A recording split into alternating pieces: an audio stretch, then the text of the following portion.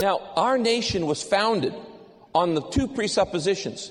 Our rights are endowed by our Creator, and that we are to follow basic moral laws that He has laid out.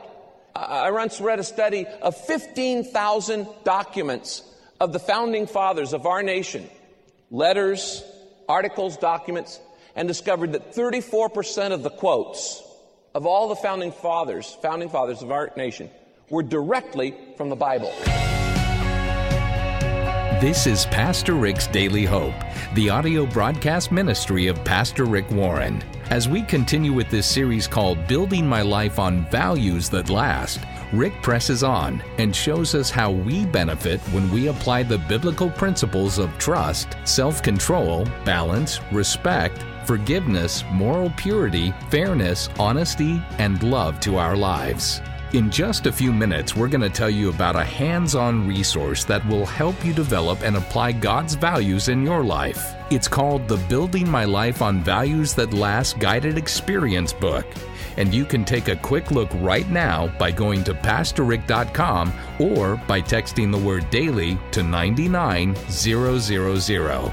That's PastorRick.com or the word daily to 99000. Right now, here's Pastor Rick Warren with part 2 of a message called Choosing My Standard. Let's say you got a bronchitis or sore throat, and you get a prescription, and you walk in and say, here's the prescription that the doctor gave me for my bronchitis. 10 minutes later, the pharmacist comes back and gives you medicine for schizophrenia. You say, I don't need this. Well, you know there are no absolutes, so I thought this medicine would be as good as any other. In fact, you look a little neurotic, and so I thought you could take this, you know? And I know that there's a certain thing that says only 80 mgs of this medicine, but I thought 3,000 mgs would be exactly what you need. So I know this is 5 times over the limit of absolute dose. It may kill you, but I don't care because it really means truth is evasive. And it may be true for that doctor, but not for me. So now when you go to a pharmacist, are you interested in absolute truth? Yes. You want just the right amount of just the right medicine, because not any medicine will do, and every medicine is not equal. And every medicine is not valid, and every medicine is not equally good for you. You want the one. See, truth is narrow, folks. That's why it's called the truth. And God says, I want you to know the truth. I mean, what if there were no traffic laws? What if, for instance, let's say stop signs meant stop whenever you feel like it? What if the line in the middle road meant stay on this side if you want to? We would have no world. You'll all be dead. Even philosophers who claim there are no absolutes in life get very interested in absolutes when they're being violated. For instance, if all of a sudden my neighbor says, I don't believe there are any absolutes, so I start building an extension to my house 20 feet onto his property. All of a sudden, there needs to be a law here. Well, there cannot be any law unless there are some absolute things that are right and wrong. So don't let anybody con you, because we have been conned by individualism, live for myself, secularism, God is unnecessary, and relativism, which is there are no absolutes. You see, now in today's society, in relativism, which is the prevailing attitude, the highest value in our society is tolerance. Tolerance. Because we value tolerance more than truth. You don't want to say the truth because you may hurt somebody. You may offend somebody. They may disagree with you. And what we're supposed to do is tolerate each other. The worst sin in our society is to be intolerant. The worst label to be labeled is to be labeled judgmental. You're narrow-minded, you're judgmental, you're intolerant. Now, would you write this down? It's not judgmental to tell the truth. It's not judgmental to tell the truth. The rest of today's message is coming your way in just a few moments. But first, if you'd like to connect with Rick on Facebook, Twitter, or LinkedIn, go to PastorRick.com and click on his social media links. And while you're there, be sure to sign up for his free Daily Hope email devotional and take a look at all the other helpful resources. Again, that's PastorRick.com, or you can just text the word daily to 99000. That's the word daily to 99000. Today, so many people are confused about who they're meant to be and what they're supposed to do with their lives. That's because they're looking in the wrong places and living by values that are at odds with God's values. That's why Pastor Rick Warren has put together a new resource that will help you to develop and apply God's values in your life. It's called Building Your Life on Values That Last. This vegan leather-bound, full-color, beautifully illustrated guided study will reveal what God has to say about responsibility, trust, self-control, balance, respect, forgiveness, moral purity, fairness, honesty, and love. And it'll show you practical ways to make the changes you need to get back on track. And here's the best part. You don't have to do this on your own strength. God will guide you every step along the way. Building Your Life on Values That Last is filled with biblical truths, practical lessons, application exercises, and lots of space for you to write down your responses to what God is teaching you.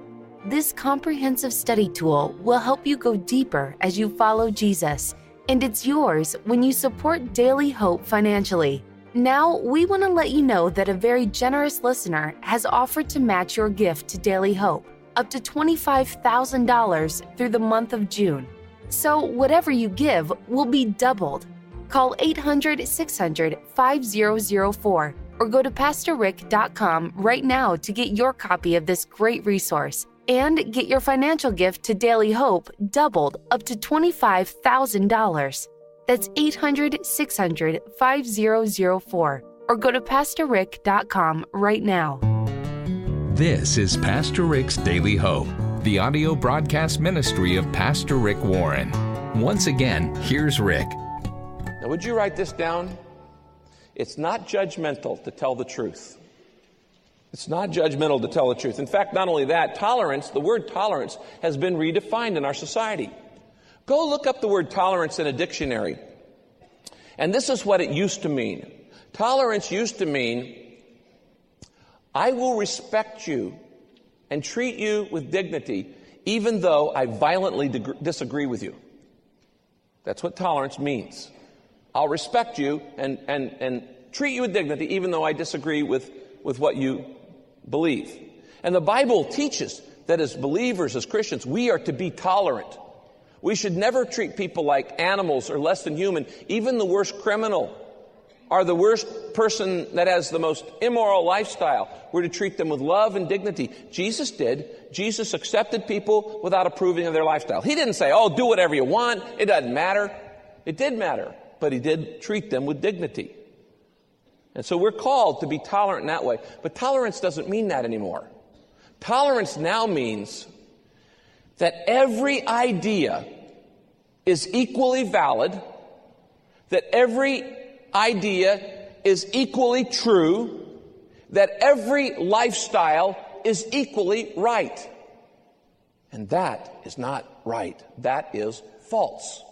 It is not true that every lifestyle is equally valid. It is not true that every idea or thought or belief is equally true.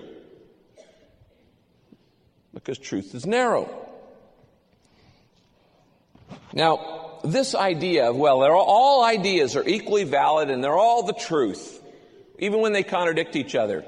The ultimate expression of that, the extreme expression of that, is called political correctness. And I know you're familiar with that one. God has something to say about this kind of nonsense. Ephesians chapter 4. He says, they are hopelessly confused. Their closed minds are full of darkness. They are far away from the life of God. And they don't care anymore about right and wrong. So they just don't care. See, some people are so open-minded, their brains fall out. Okay. And some open minds need to be honestly closed for repair. They're not even thinking. Moses said to Pharaoh, "Let my people go." I think Moses would say today, "Let my people think." Use your brain. And don't be conned by these pseudo-philosophies that lead to a dead end. Now that's the cause. That's why there's all of the crime going up and the illegitimacies and the teen pregnancies and all that kind of stuff. So what's the cost? What is the cost of not having any standards, not having any values, and not even agreeing on what's true, right, and wrong? Well, the answer is, on the back, our cost is our culture is collapsing. Our culture is collapsing. And it is amazing to me that the people that are noticing this are not religious people, but the secular press. Just look at some of these magazine covers I'm going to hold up here. And these cover articles, they put this stuff on the cover because it sells. And every one of these are moral issues. Notice, the first one here is on Time magazine. Lying. Everybody's doing it. Honest. Here's one. Violence goes mainstream. Here's one on the business of pornography. America is now by far the world's leading producer of pornography over every other nation. Suicide. Why do people kill themselves? Here's one on sexual desires, the new view of what's normal. Oh, I can't wait to read that one. Divorce. In fact, not only divorce now, Mom, I want a divorce. Kids divorcing their parents. We have children in crisis. The struggle to save America's soul. How our kids are being robbed of their childhood, growing up scared. Busybodies and crybabies. What's happening to the American character? Good question. And the answer to that is this magazine cover, The Generation That Forgot God. That's what happened. And all of a sudden, with no God, there is no truth. Now, as a result of that, we have a collapsing culture. Let me read you some statistics. In the next 30 minutes, 228 children will be beaten, molested, and otherwise abused. 30 minutes. In the next 30 minutes, 57 kids will run away from home, and 3 out of 4 of those girls will end up selling sex to survive. In the next 30 minutes, 20 children will attempt suicide. 285 children will become victims of a broken home in the next 30 minutes. Today in America, adult bookstores outnumber McDonald's 3-1. Every day in America, 14 children and youth are murdered. 326 children are arrested for alcohol offenses. Every day, 359 children are arrested for drug offenses. Every day, 3,356 high school students drop out of school. Every day. Every day, 3,533 babies are born to unwed mothers. Every day, 6,042 children are arrested. Every day, 13,076 public school students are suspended from school. By the way, every day, 135,000 children pack guns or knives to school. America is now not just the leading producer of pornography, but we lead every other nation by a far margin of the number of citizens we have incarcerated. We have more people in jail in America than any other country. And I could go on and on about that. That's the cost. Look at this verse, Proverbs 29:18. Where there is ignorance of God, crime runs wild. And we're seeing that today. Why is there so much crime and breakdown and guns and violence and gang warfare and all of this? And people are afraid to, go out of their homes. Why is that happening? Because of an ignorance of God. Now follow me on this. If there is no God, then there is no standard of truth. And if there is no standard, anything goes. If I want to come burn down your house, I can. Because there is no objective standard. It may be right for me to burn down your house. It may be wrong for you, but it's right for me. How many of you have ever played Scrabble? Can I see your hands? Okay.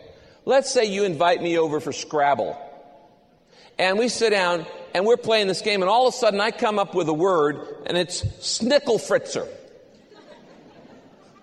And you say, that's no word. Come on. Warren, what are you trying to do? I said, it's a word to me. That's no word. It's a word to me, and it gets 57 points. Because it uses the Z. And you say, no, that's not a word. Well, you know what? At that point, what you have to do is you have to go to an objective authority called Webster's Unabridged Dictionary of the English Language. And that is an objective truth. And you look it up. And if snickelfritzer is in that dictionary, I don't care what you think, I get the points. On the other hand, if it's not in that dictionary, it doesn't matter what I think. Even if I don't like it, it's not true, and I don't get the points. Now, this book, God's Word, the Bible, tells the truth. There's a lot of it in this book that I don't understand. There's a lot of it in this book that I don't like to read. There's a lot of it in this book that doesn't necessarily make sense to me. There's a lot that is not easy to do, but I want to tell you one thing. It is the truth. Because it came from God. It is the truth. And if you say something contrary to this, guess who's wrong? Our culture is collapsing. I actually had a guy tell me one time, I've heard this many times, you know, Rick, I have to be unethical at work because I have to survive and everybody else is unethical, so I have to do it too. Now listen, the moment that attitude becomes dominant in our society, we're doomed. It's over. Because every culture has collapsed when the people move to the, I got to do whatever it takes, when survival becomes more important than truth. And today, folks, what we're seeing is the witnessing of the flip-flopping of values. And what used to be called right is now being called wrong. And what used to be called wrong is now being called right. And what used to be called perverted is now being called sophisticated. And we're flip-flopping all of the values. What we do is we're turning criminals into celebrities. We put them in jail and then pay them big bucks to get movie rights and go watch their perverted life as entertainment. Hello. What's wrong with this picture? And today in our society, we have pornographers who their own daughters are calling them incestuous, being nominated for Academy Awards and Oscars on one hand, while on the other hand, when a first grade boy kisses a little girl, he's hauled in for sexual harassment. Honoring one and destroying another. What's going on here? And while we kill millions of unborn babies and the elderly every day and don't think anything about it, we're avidly protesting the protection of insects and parasites. And on one hand, marriage is called out of date, confining, medieval age, servility for women, and you don't need it. And look what God has to say about it.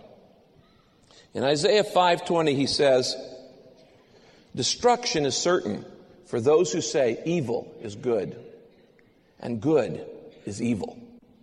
That dark is light and light is dark. God is not mocked. And he says, whatever you sow, you're going to reap. And today, what we're seeing happening in the decaying of our culture is we are reaping what we have sowed for the last 40 years. Proverbs 29:18 in the Good News translation says, a nation without God's guidance is a nation without order. It's chaos. Now, our nation was founded on the two presuppositions: that God is in heaven, our rights are endowed by our Creator, and that we are to follow basic moral laws that He has laid out. And that's the cornerstone of our society. I once read a study of 15,000 documents of the founding fathers of our nation, letters, articles, documents, and discovered that 34% of the quotes of all the founding fathers of our nation, were directly from the Bible. 34%. And you probably may have never even heard of this, but the United States House of Representatives, in consent with the Senate, passed a resolution saying, it's gone far enough. We believe that the Ten Commandments should be posted publicly anywhere, including any government building, office, and courthouse.